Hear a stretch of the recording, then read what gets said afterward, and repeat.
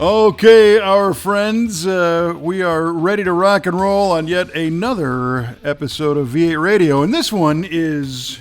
mind-boggling, Kevin. It's a mind-boggling episode of V8 Radio. Well, aren't they all in some way? Indeed they are. I'm Kevin Oeste, joined as always by our esteemed co-host, Mr. Mike Q-Ball Clarke. Hey, what's up? Who's brought a new dimension to the show tonight, which is pretty impressive. This is Behind the Wheel with Q-Ball. Because he is sitting in the front seat of his GTO as we speak. Oh, I forgot what it looked like in here, for Pete's sake. I'm seeing all kinds of new elements of my interior that I completely forgot about. Unbelievable. It's a shame is what it is, but well, it's nice to be sitting in here at least. Been a few minutes since you drove it.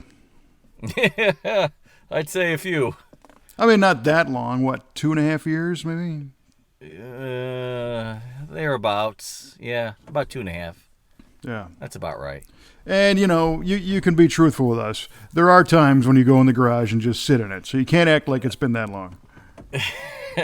Believe it or not, not that often. But I did do it, I think last week, just for a few minutes, just to kind of get acclimated. But to be honest with you, before then, probably at least 6 months. Wow. Before I sat in this thing. Wow. Yeah, it's not right. It's not right. Well, I do find that big old comfortable cars for me are a nice place to make a phone call. If you're in the garage, because you can kind of kick back and it's nobody's going to disturb you and whatnot. And cars that have good audio systems, I enjoy spending a lot of time in without going anywhere. Oh boy, howdy! Yeah. It's a nice thing. So, unfortunately, your situation is a little bit different because you're not able to turn the key and hear the engine come to life yet. Yeah. The only audio system in here is me going. Believe me, I've been there too. Well, if you're a frequent listener to V8 Radio, which I'm going to say almost many people are now, which is cool. We appreciate that. Yeah. You know that we start these episodes off with some automotive-related trivia question. And recently they've been kind of all over the place. I think I got one this time that I think you're going to dig. So, okay. All right, cool. Do you have one prepared? Yes, sir. Yes, sir, I do. All right, I'll lay it out there. For whatever reason today, I was thinking about the environment and air quality and the effect that emission controls have had on the environment over the years since they were implemented. So what I'm going to ask you is, what was the first piece of pollution control device used in cars? And I'll give you a bonus question if you can tell me bonus points if you can tell me the year. Well, that's a great question. Is that in the United States? Yeah. Yes, I apologize. Yes, in the United States. Okay. Well, I'm going to say one of the term emissions equipment is kind of broad. Well, we'll call it pollution control. Sure. Which is what they called it. But it was a specific device that was on cars, and I'll even narrow it down a little bit more for you. The first state to put this out was California. Yep. Typically leads the nation in emission standards. Well, to paint with broad strokes, I'm going to say it was the air injection pump, which is a belt-driven device that had fresh air being pumped in through a series of tubes into the exhaust manifolds on Chevrolet cars. First is what I saw, in the late 60s. Interestingly enough, a lot of your normal cars that are associated with going fast, like your big block 427 Yanko cars, had smog pumps on them. You wouldn't think that because most racers, that was the first thing to go. Right.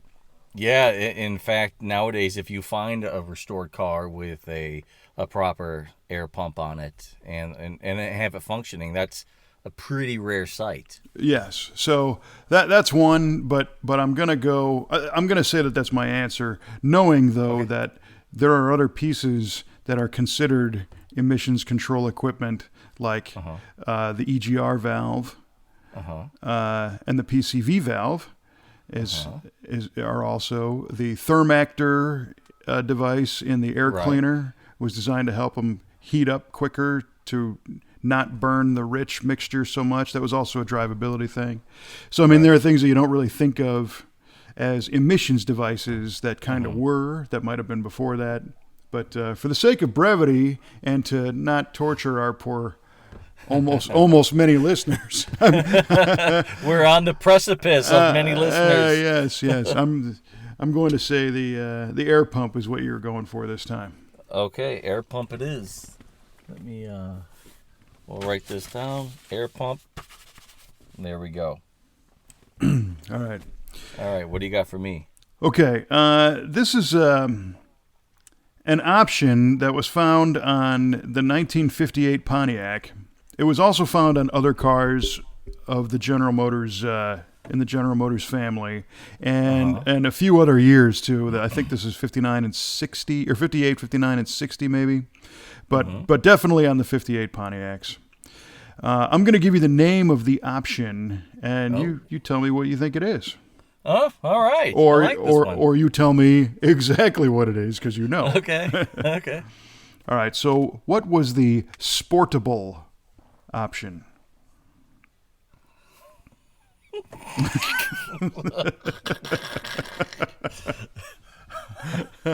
You are something else.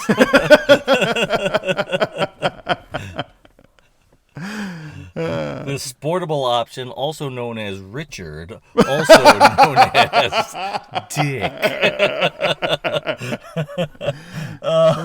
The sportable option. And I'll come clean 100%. I had no idea this existed until about an hour ago. I had no idea this existed until 20 seconds ago. And it's a pretty cool thing. I mean, when we get there, we'll. All right. The sportable option.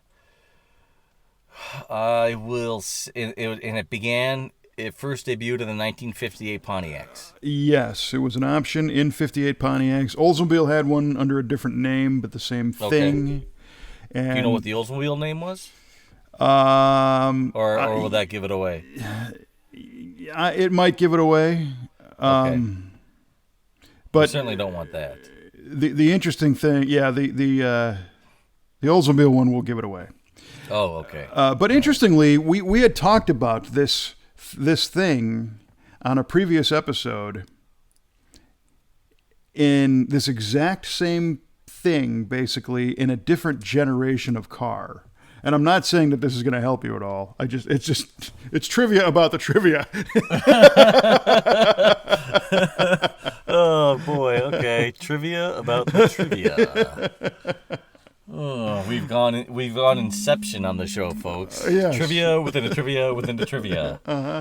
The sportable option. Oh boy. Oh man. Okay. For the sake of brevity, I will say it was powered quarter vent windows. The power vent windows. Well, I just want to throw up. that was an option. I think they called those power quarter windows. Oh, yeah. Oh, no, but you're right, though. You know, in those days, GM had a name for everything, because that's how they hyped it up to sell it. Mm-hmm. So we'll note that. And yeah, that's funny you say that. I remember I was talking with Jim Wangers one time at our Cruise and Tigers show. I was driving him around. He was doing his top 5 picks of the show, and I was driving him around on the golf cart when he was looking at the cars and making his choices, and I was writing them down for him. And we drove by a car that had deluxe wheel covers, and he's like, Deluxe wheel covers. That was just a fancy word we had for hubcaps. That's it. That's it. I'm like, that sounds about right, Jim. And you were in the golf cart with the guy that probably named them. Yeah, he probably did. I wouldn't doubt it for a minute. Yeah. That must have been a fun ride with. It was really neat. It was really neat. I'm glad I got to do that. So I had a lot when we were at a meeting and they asked me to do that. Some of the other guys were like, "Hey, if you can't do it, I'll go ahead and do it for you." Yeah. I'm like, it's okay, guys. I can do this. Right. Everybody wanted to do that. Oh, I bet. So, oh yeah, for sure. I had a similar experience with the golf cart. This was at the CarCraft Summer Nationals in Minneapolis, St. Paul, Minnesota, a couple years ago. Except my golf cart passenger was Linda Vaughn. Oh, no kidding. Yeah. Miss her shifter herself. Yeah, we didn't talk about deluxe wheel covers.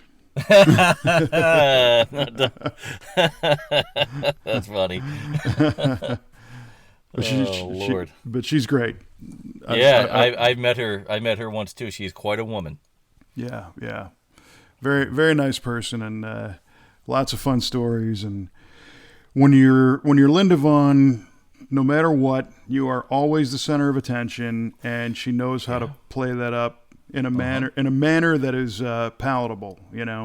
Yeah, because sure. Everybody expects some magic to happen, and she'll just spin off on some funny little story about some person, and with that little Southern charm, and boom, it's a nice experience for everyone. Yeah, right on. Yeah, I enjoy that too. That's cool. I'm glad you got to do that too. Yeah. So now that we got the trivia out of the way, what's been happening? Well, not a whole lot, man. I've yet to get back out to see Randy to do any engine work.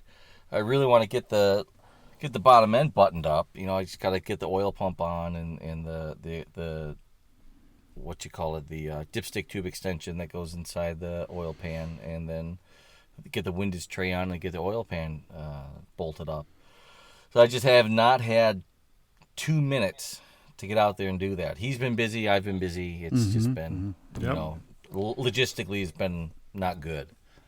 So. Well, it's a tough time of the year. Your kids are in school and in activities and everything else. And Yep, they are in a lot of activities. Like I was, when I was talking with you the other day, and I said we've become one of those busy parents. It's not happened before. I mean, these kids, as they're getting older, they're getting into a lot of activities and doing things and wanting to go places. And as a parent, you got to be there to do it. So there you go.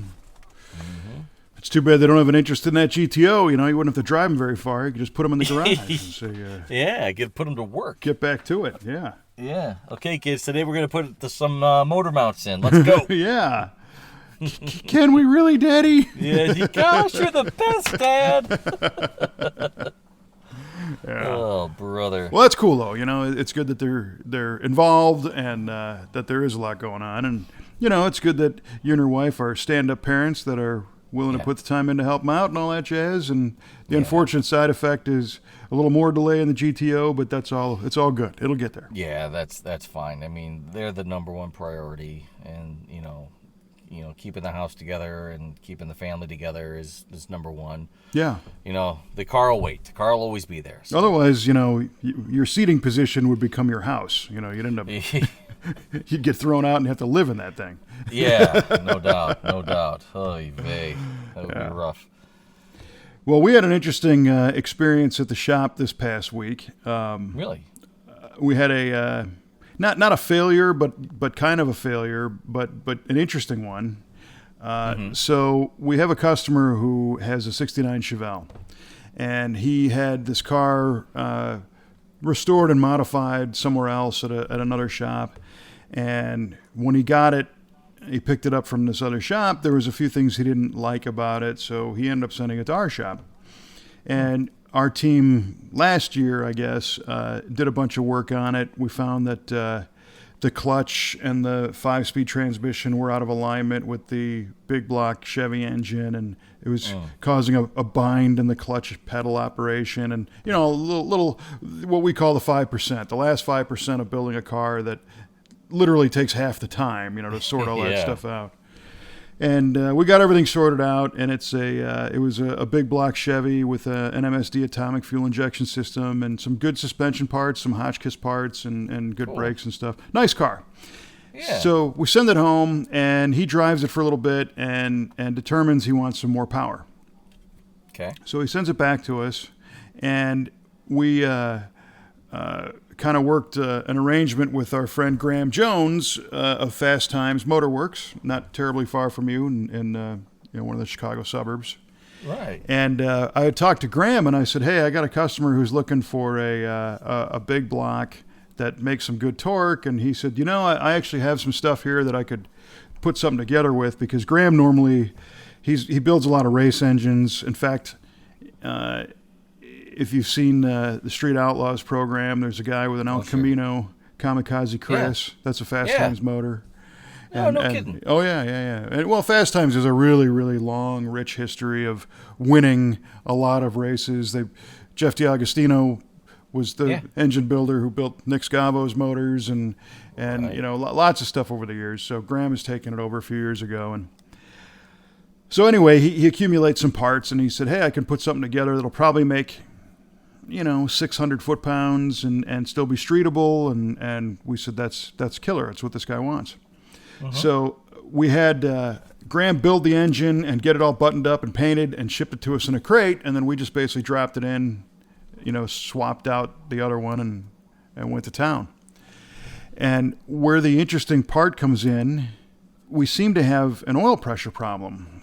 And it was unusual because, we didn't anticipate an oil pressure problem. We had oil pressure a little bit lower than what we expected at idle once it warmed up. And we contacted Graham, and he built the engine with tolerances for 2050 oil. So we didn't have 2050 in it. We had a break-in, like a 1030 or something. So we drained that, put 2050 in, and it picked up just a little bit of pressure, but nothing. So Trevor felt something didn't seem right.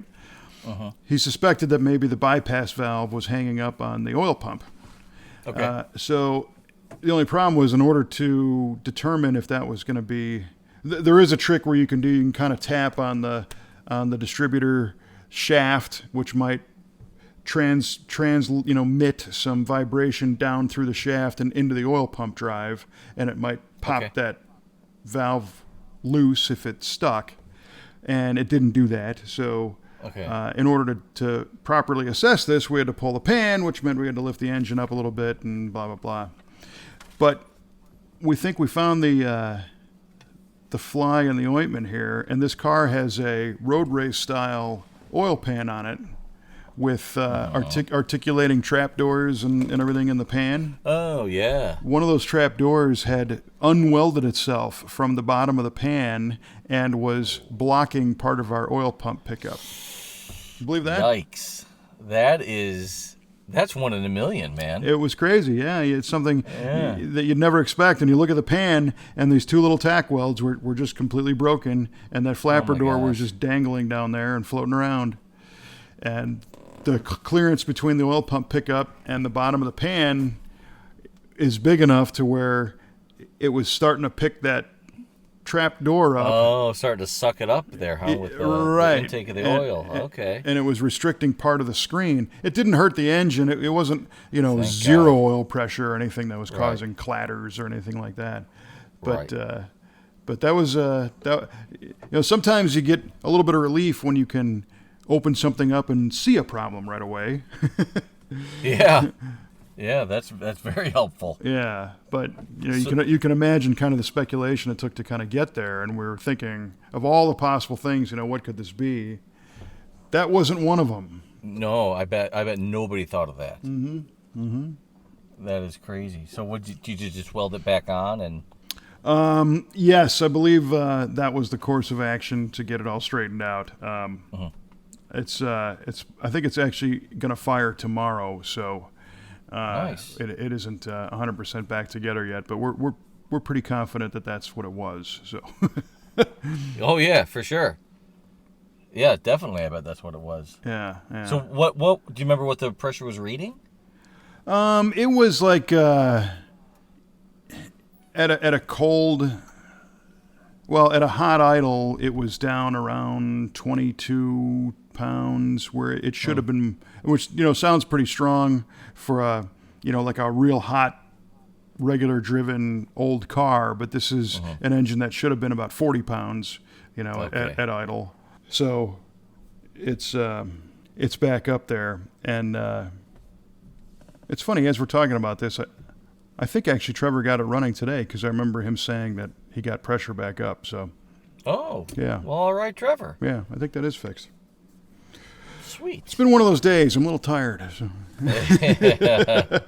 I know what you mean. I know what you mean. I've had a long day myself. Yeah, right on. Did you make any more leeway on that LT4 wide open throttle issue?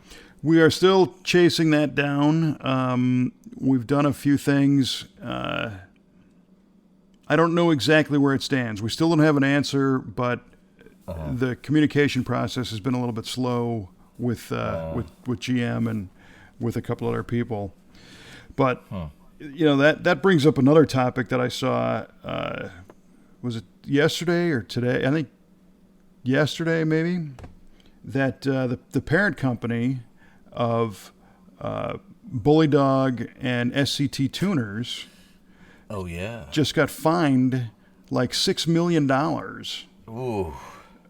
for selling devices that alter the calibration of a factory programmed car, right? Right. And this is kind of spooky in many different ways. And I think what the judgment was, and what we're talking about here is if you go out and you buy a brand new Dodge Challenger or a new Camaro, or even if you have a car that's a few years old, there are companies that sell tuning products that allow you to tune the car, change the calibration a little bit, get more performance and whatnot.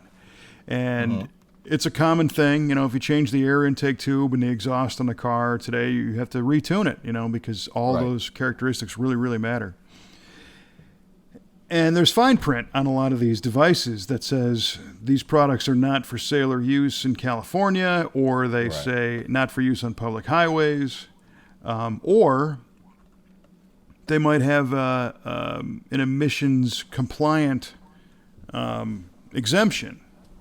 The California Air Research Board exemption or an EPA thing, which means they're okay. Right. And Bully Dog and SCT are two top names in the industry. And they've been selling these things for a long, long time. And all of a sudden, the government came down on them saying that if you install one of these tunes, essentially you are defeating the emission system and possibly turning off. That I think what I read is it said turning off the catalytic converters, which I'm not really sure how you do that. I don't know how you do that either. But that's what the article said, and maybe the person who wrote the article knows nothing of this, which is possible. Oh, yeah, for sure possible. I've written many that I knew nothing about. So they fined him for it, and I'm not sure what the restitution is going to be. The scary part is, I think we saw this happen. Well, most recently was VW, with their diesel cars, and they, intentionally misled the government with their calibration to make them pass an emissions test. This is kind of not that, but it is technically kind of tampering with calibration. And what Trevor pointed out is that they went after people who are buying something that the manufacturer clearly states, potentially this is not legal. Right. It's off-road use only. Yes. Right. And there might be some language that it's okay on road. I know, like a lot of the diesel tuners, they don't have those disclaimers in them at all, because the legality of diesel tuning is far different from gasoline. But I think it's about the first time we're seeing the government going after an aftermarket business to that degree. Oh boy. Yeah, and that's the part that's a little spooky, because they certainly mandate things, and we've had people call our shop and say, hey, I've got this late model Camaro, can you put a straight pipe exhaust on it and ditch the catalytic converters? To which we say, absolutely not. I can't touch one of those things. That's a federal crime. Right. But it's not, at least yesterday, it wasn't a federal crime to tune a car. And Right. So I don't know if they called out specifically a type of calibration that has proof of altering the emissions, profile of the vehicle. But most of the tunes make them run cleaner in many ways. So I got to wait and see what happens with this one. Yeah, this is really interesting. I mean, I think the wording states implicitly that this is for off-road use only. But I mean, also, how many people, if they get their vehicle tuned by a bully dog, how many actually only use it for off-road? Right. I'd say very little. Correct. And I bet you that's the angle the government's using to go after them. It's like, yeah, you say this, but we all know that nobody's going to be off-road with these. You sell too many of them for them for people to only use these for off-road vehicles or right. racing vehicles or whatever. So then it becomes deeper, because say, for example, that product then is technically illegal. Well, if you're the manufacturer and you take your SCT tuning device and you put it on a table, it's not breaking any laws, right? Right. Somebody has to install it. Correct. And then it's potentially breaking a law. But without catching somebody, is it a clean bust?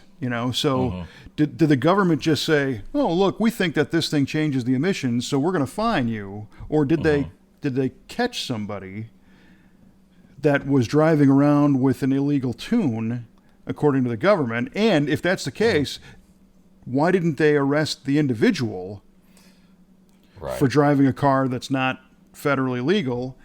And beyond that, does that mean that every one of these cars, because when you buy a tuning device, it marries itself to the VIN, so that you can't just open a tuning shop and tune all your friends' cars. So each device is locked to a car. Well, the government now knows, or can know, how many of these cars have been tuned, because they can get access to all those VINs. So are the individual owners going to get a visit by Johnny Law saying, you're in violation? I guess it's within the realm of possibility if it goes that deep. I hope it doesn't. Well, no, and I don't want to give anybody any ideas here, but it just seems like, there are illegal products out there that are not illegal until they've been used. Correct. And then you still got to, are you breaking the law by using them? Well, that's one thing, but how do you get caught, is the next one. And is a law broken if nobody catches it? It is, but from a process. Is it illegal if you're in a state that, not all 50 states require emissions testing, do they?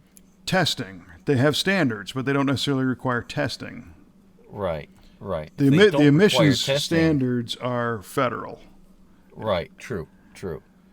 I mean, how would they know? Well, that's my point. In a state that doesn't have testing, yeah. And I'm not advocating breaking any laws, but along that logic, if you are doing something illegal that you have not gotten caught for, and all of a sudden just the nature of you contextually now fit into this class that could be breaking the law, there's other laws that you have broken that you didn't get caught for. So a cop can pull up and say, I'm sure you broke a law at some point, so you're going to get a fine. Because there's no real burden of proof if it's just, a consumer of a product. Without testing the car and vacuuming the tune out of it and analyzing it and comparing it to a stock calibration, how do they know? Yeah. So all good points. This is kind of a quagmire in my mind, and it's a scary one because, again, and the preface is, look, I'm all for clean environment because clean cars, the cleaner the car, generally, the more power and efficiency it makes, Right, you don't want unburned fuel and too many hydrocarbons and all that stuff. So that aside, it's troubling if the EPA is going that far to just start fining companies, because who's next? All the rest of the tuning companies?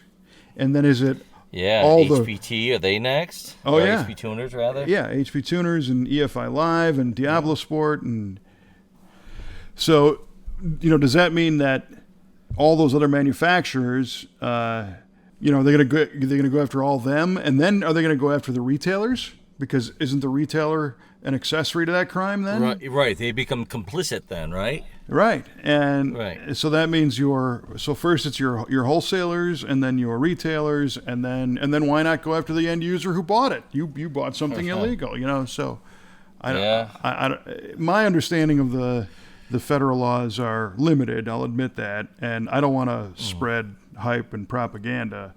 But it's always been my understanding that the EPA in particular kind of operates under their own set of laws. They can kind of do as they choose in many ways. Right. Sure. Well, yeah. I mean, when it comes to the environment, I mean, they use that as their leverage. Yes, it's an appointed entity. It's not elected. Right. And they just kind of go where they think the problems are, and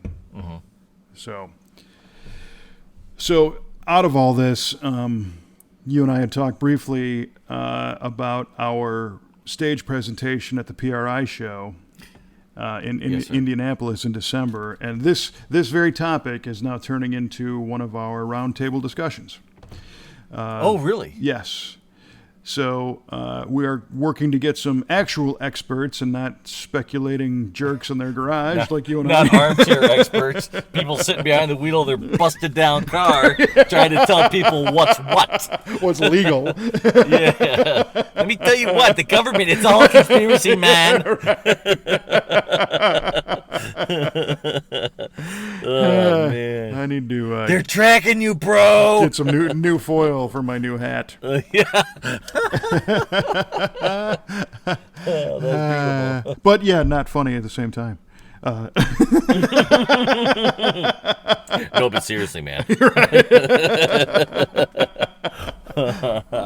Yeah, funny, ha ha. Yeah, okay, gotta go. So one of our tuning buddies, Mike Norris, who I mentioned before that we use as a resource. He's in to be on the panel, and cool. We're also trying to get some actual legal experts in this field, and or maybe a representative from the aftermarket, maybe from SEMA or somebody who is an advocate for the little guy, in the companies to help us make some sense out of all this, because that's kind of spooky.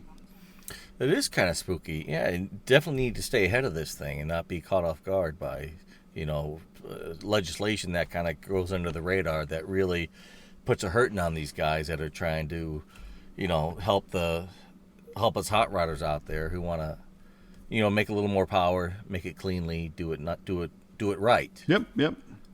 And it gets into that whole licensing of your vehicle thing too, and that's been a big thing on the agricultural side for years, where John Deere says you don't own that tractor, you license that tractor. Yeah.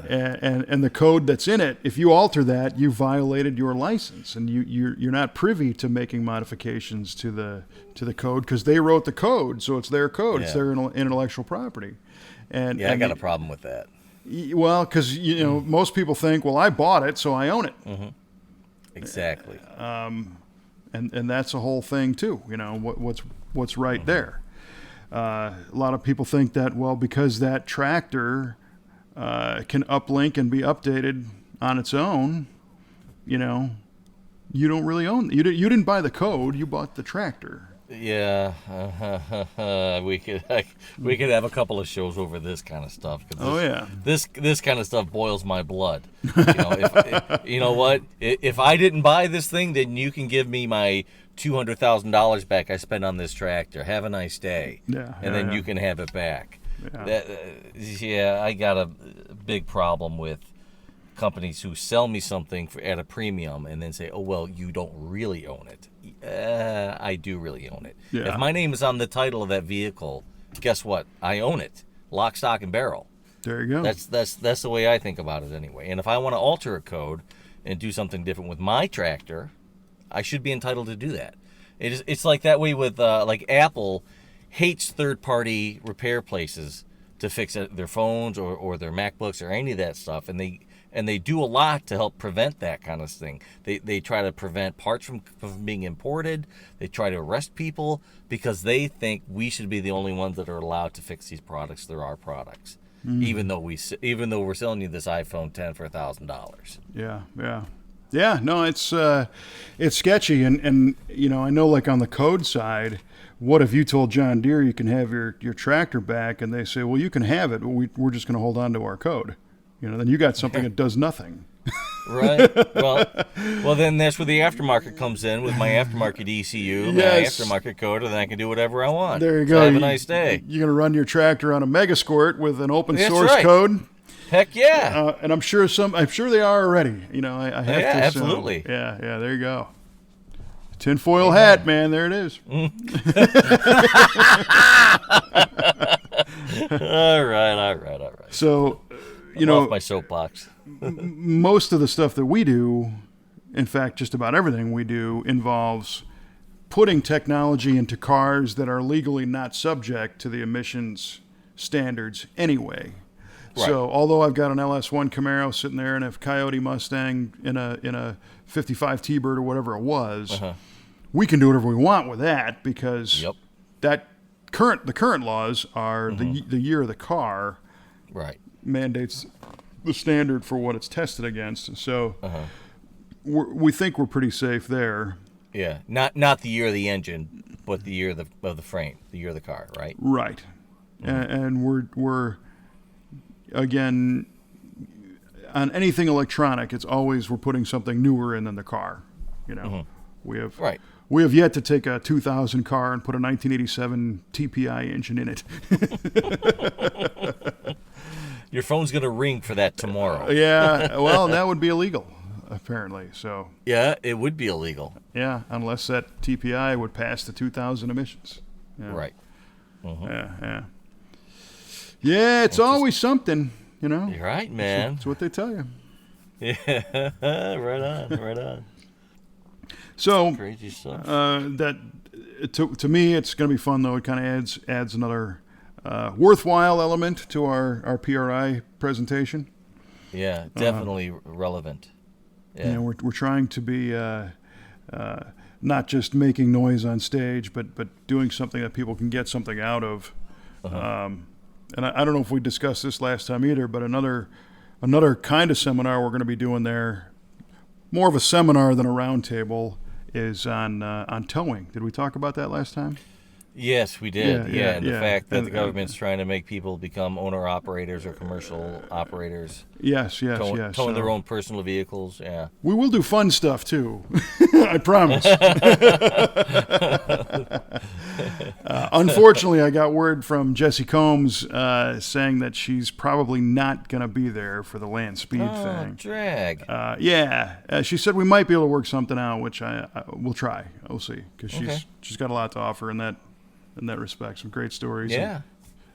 Tremendous experiences, going very, very fast.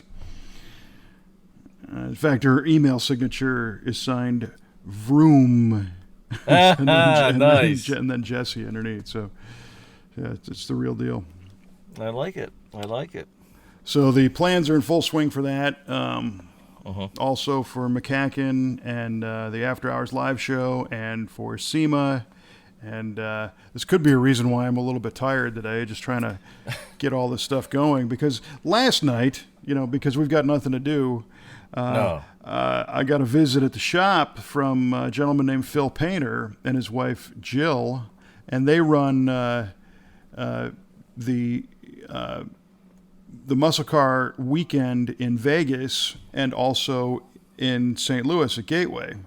And these have evolved from, it used to be a Mopar show where it was a Mopar drag race and car show, and now it's expanded to multi-makes, and it also has evolved into them hosting the Demon Hellcat Nationals and some World Challenge stuff.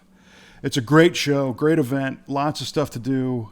The Vegas one in particular is really neat because they have a car show in downtown in kind of the old Vegas, which is turning over and being revamped daily.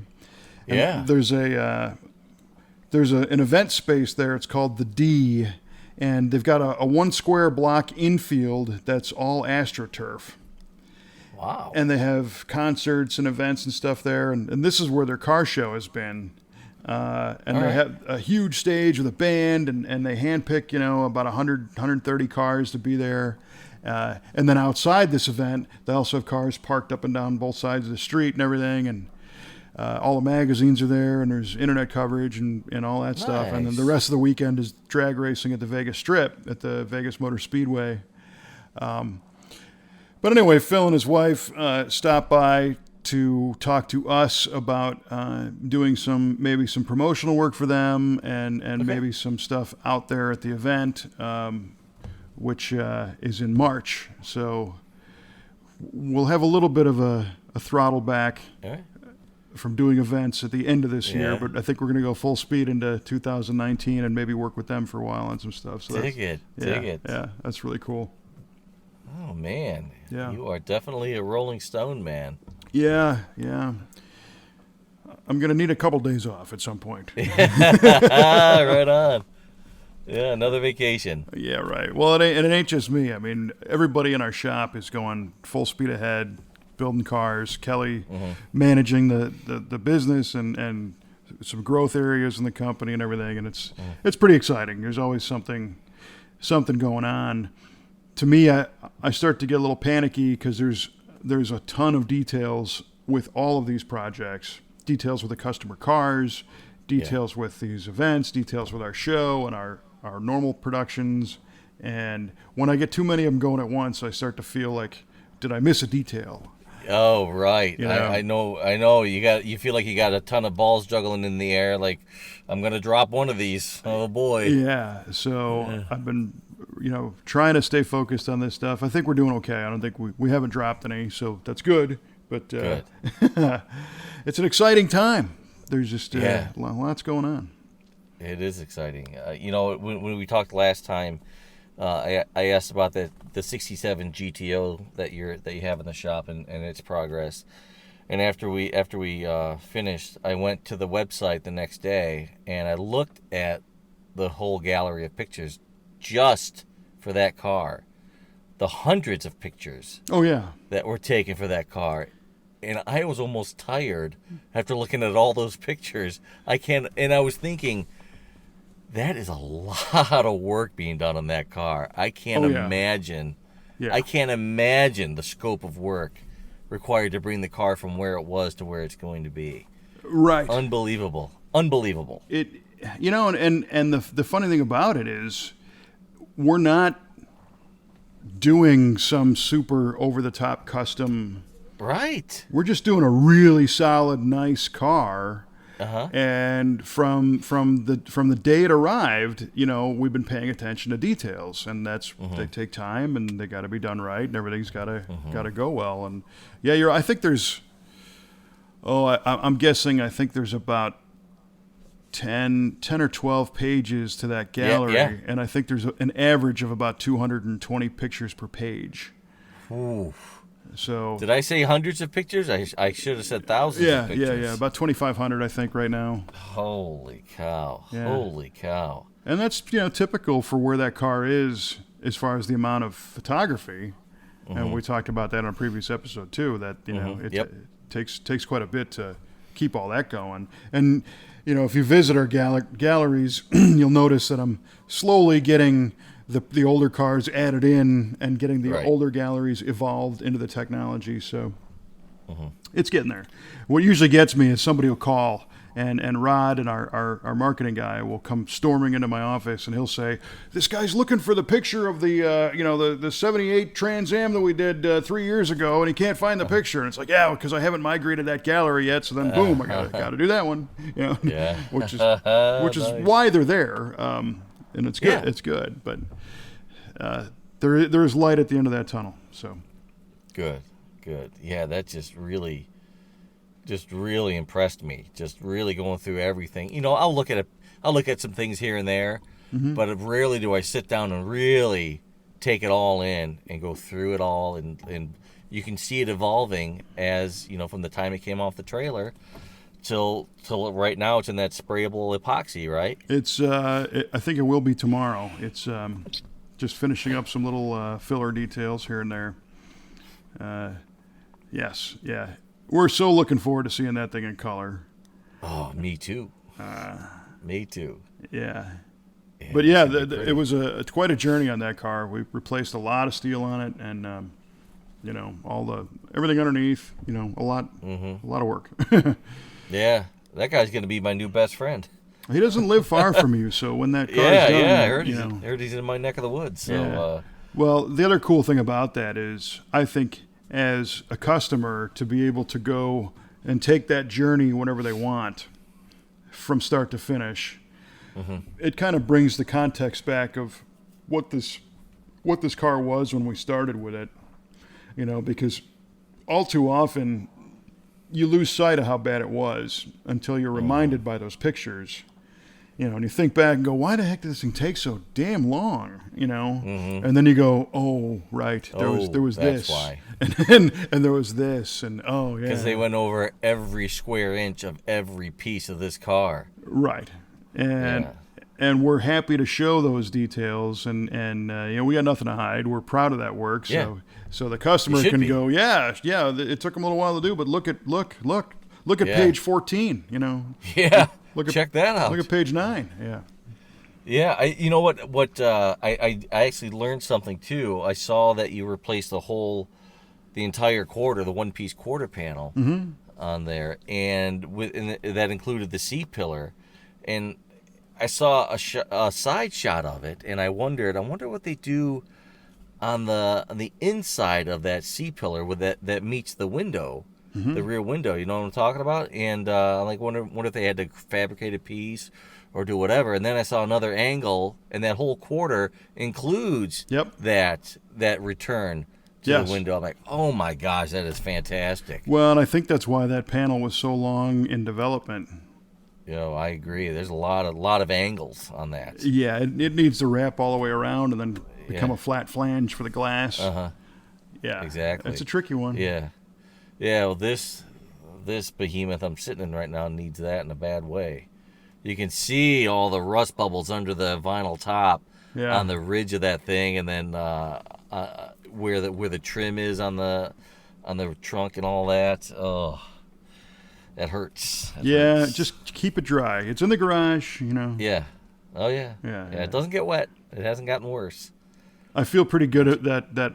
My 70 Riv, I've been able to kind of hit the pause button on that car in its life cycle, because it's been garaged, and I think this thing's been barn stored most of its life. It came off a farm, but thank God I've been able to keep the thing inside, because there's nothing worse than seeing a car that you care about decrease, languish. Yes, languish. Wane. Wane, if you will.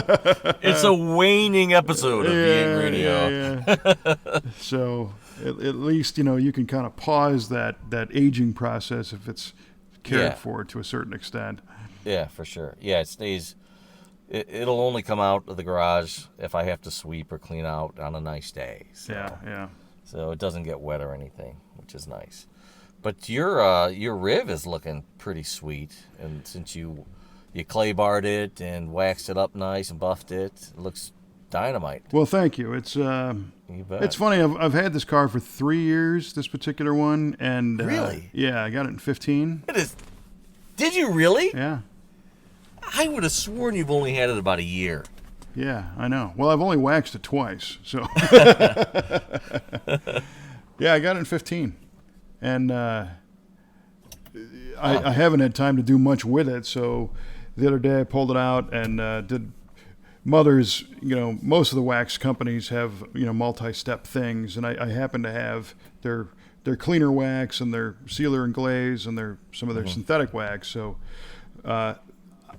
I used to be the guy that could spend an entire day polishing or a whole weekend, doing everything, and I just don't have the time anymore. So my speedier approach is when I clay bar something, I have this attachment that goes on the hose that shoots soap foam, and I'll foam the car up and wash it, with a mitt, and then I'll foam it up again and use that foam as the clay bar lube. Oh, perfect. Instead of the spray detail bottle that usually comes with those kits. And I'll save the spray detailer for the spray detail function later. But you can clay a car this big in about 15 minutes, if you... Really? Yeah. And there was a video we had on how to do that. I should do another one. Foam it up and just drag your clay over it, and boom, you're in and you're out. And then from there, I use this device. It's called a Wax Master. It's a random orbital pad electric polisher. Yeah. It's not a buffer. It doesn't spin. It just kind of, jitters. And I'll use that, whatever the first liquid product on a terry cloth pad, and you can do the whole car in 10 minutes with that. Just buzz over the whole thing, and then I hand wipe that off, and that takes a few minutes. And then I'll move to the next step, which is a little bit finer of a sealer, and then after that, the synthetic wax and or a carnauba, liquid carnauba. And I honestly think between the beginning of turning the hose on to wash the car to the and then I chamois it dry in between, but from the beginning to the end of that process was honestly about an hour and a half worth of labor time. Come on, that's phenomenal. Yeah, it was pretty huge. Just a system I've developed over the years. Now I didn't chrome polish all the trim and do all that. Treat all the rubber. A lot of times you do the silicone and rubber and stuff, but yeah, it looks good in the pictures online. Looks dynamite, man. Looks brand spanking new. You look in person and you can see all the checking and some of the dings and dents, but it's original paint. It's never been wrecked. So. Yeah, it's got to check a little bit. Lacquer paint. Yeah, we talked about this. We have. Alrighty, well, I'm curious about our trivia questions here. Oh, okay. All right, man.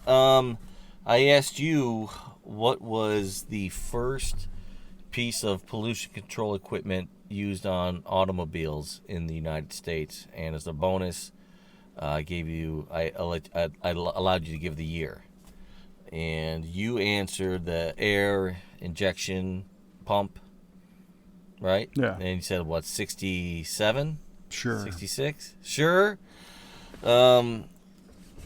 Unfortunately, that's not correct. Yeah. But you were close. The air pump was mandated in 1966.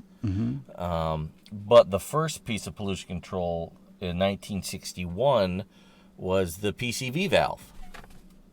Which I did say. Which you did say. Yes. But was not your answer. Right. And I kind of knew that, so that's all good. Yeah. So I was just reading about that today. I'm like, there's a good trivia question in here somewhere. So. And I'll tell you what, if you took that PCV valve off, the black helicopters did not land in your yard. Unlike today, my friend. Yeah, no doubt.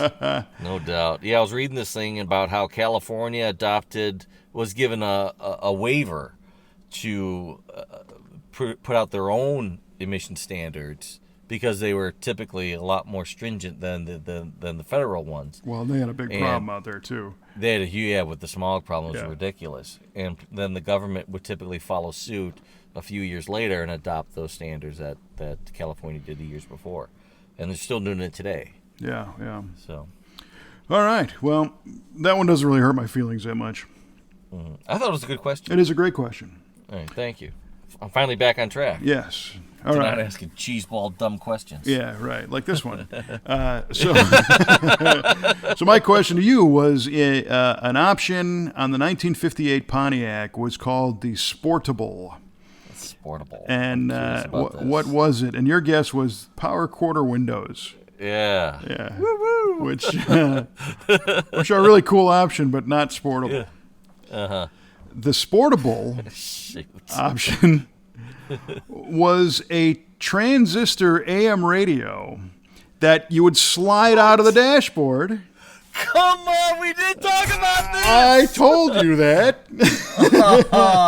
And my Blaupunkt, it pulled out of the dash. Yeah, but listen how great this was, because you'd slide out of the dash and it had its own batteries and its own antenna, and it was a radio. You could listen to it. Come on. Yes, yeah. So the Sportable was a play on portable. And you could pull it out, and there's a neat Pontiac old picture where they've got this guy in a scale on a beach blanket, although he's in a dinner jacket, and they're listening. With an ascot. Oh, totally, yeah. And she's pouring him coffee out of a thermos, after making a picnic, and they're listening to their Sportable AM transistor radio. And when it had an integrated speaker in it and everything? Yeah. It was just like oh my gosh. A 20-year more modern portable radio, essentially. Yeah. And then when you pulled it out of the dash, a little chrome door, I think, flipped up to cover the hole. So this is far more engineered than the Blaupunkt that you had and I had in the 80s and in the Alpine stuff, which just left a gaping hole and it didn't do anything when it came out. Right. How cool would that have been if that was a portable CD player? Oh, that'd have been a trick. Yeah. Oh, I'd love that. Well, your boys at Pontiac really led the way on that. Boom. And if you want one, there's a couple on eBay right now. Oh, I stagger to know what the pricing is on that. Well, you might be surprised. There's one that claims to be a working unit on eBay right now for like $180. Get out of here. That's it. Here's the rub. If you don't have the rest of the car, it's kind of useless. I mean, you could put batteries in it and listen to it as a radio. Right. But unless your car has the chrome housing, and there's a special flat plug on the back of this thing that it slipped in, and made the connection. There's another one on eBay that actually has the receptacle for the dash. Okay. With power and knobs and everything, and it has the chrome trim. And the guy actually just cut the middle of the dash out of a 58 Pontiac. And he's got all the knobs, and he's got the Sportable, and he's got the receptacle. And that one it's only $84 for 24 months. Nice. He's looking to get $2,000 out of that one right now. Good heavens. Yes. Wow. But it's neat. Wow. You know what? If you had a 58 Pontiac, that would be a neat option to have. I would have to have it. Yeah.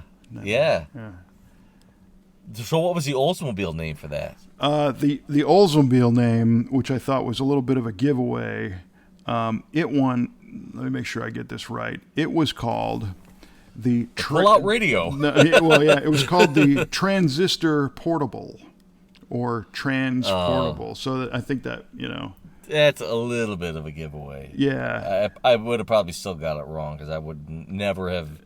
It would have never dawned on me that technology existed back then. No, and I still am trying to figure out if in the Pontiac version, I think essentially the center of when you pulled the thing out, it basically was like removing the radio. Later versions of the Pontiac one, it seems like the Sportable part was in a different part of the dash, and the original radio is still in place. Oh, okay. So it was almost an add-on type accessory. Sure. But interesting nonetheless. Pretty cool. That is pretty cool. Cool question. Yeah. Crappy answer, but cool question. Yeah. Well, we can thank our friend Tom tomorrow, who I don't know if you've ever met Tom. Tom's one of the editors at Hemmings, and he had a Okay. little story on this online, and that's where I saw it. Oh. So Well, thanks, Tom. credit where it's due. Yeah. Yeah. Remind me to whoop your ass real good next time I see you, Tom. Tom's the guy you don't want to get in a trivia contest with. I'll tell you right now. Oh, good Lord. Yeah. That's funny. Tom's actually written some features about some cars that we have built in our Is that right? over the years. It's good dude. Cool. All right. Well, this was fun. Got Yeah, this was a good time. a little bit weird in the government regulation thing, but Yeah, stuff a that little bit needs to be weird. discussed. That's right, man. It's pertinent. It's relevant. It's now. It's literally happening now. It's real time. Yeah. Yeah. So I'd like to throw a shout out to our friends and our fans that listen to the show. We always appreciate it. We fully encourage comments and feedback. You can leave comments on our Facebook page and our website at v8radio.com below the article where the episode lives, and you can also subscribe to this on iTunes through the iTunes podcast thing, Google Play, the TuneIn Radio app, the Stitcher Radio app. So lots of different ways to be able to consume this, and we thank everybody for clicking that subscribe button and actually doing that, because we do get some good feedback. We had a comment from a person the other day she saw the picture of my Riv on the Facebook page and said, "Oh, that's the car you're talking about." So, Yeah. yeah, it was an interesting reminder that not only do people listen, but they retain and they remember, because it's been a while since we talked about that car. And Mike and I agreed that we need to put more pictures up from the episodes to give people a little visual connection here and there. So we will do that. Absolutely. Absolutely. All right, man. Well, this was another fun one. Yes, it was. Enjoyed it. Yep, and we'll look forward to the next one. And until then, try and keep the shiny side up on V8 Radio.